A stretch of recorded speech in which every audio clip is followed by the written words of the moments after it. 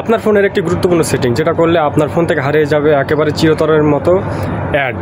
আপনার ফোনটি একবারে অ্যাড ফ্রি হয়ে যাবে, আর কোনো রকম খারাপ ভিডিও আপনার ফোনে দেখা যাবে না। কি এমন সেটিংস, চলুন দেখে আসি। দেখে আসার আগে একটা রিকোয়েস্ট, আমার চ্যানেলে নতুন হয়ে থাকলে সাবস্ক্রাইব করে পাশে থাকবেন। এটা করার জন্য আপনার সেটিংস অপশনে চলে যেতে হবে। সেটিংস অপশনে যে আপনার সার্চ বারে সার্চ করবেন DNS।